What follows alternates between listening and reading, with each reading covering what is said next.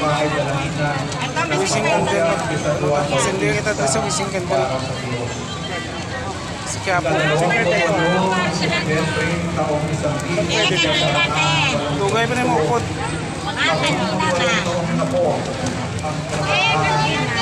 Talaga sa Diyos ang simbahan ito sa pamumuno ng kabayan. Diyan ka lang tabi sa akin, kuya. Senyor Jose si Aprio.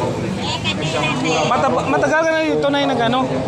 Nagbibenta ng kandila. Bakit mahalaga ito? May ilang years na. Sapagat ito ay patutuo na tayong lahat bilang isang simbahan ay tinatalaga sa Panginoon. 35 years. Katawan at siya ang ulo.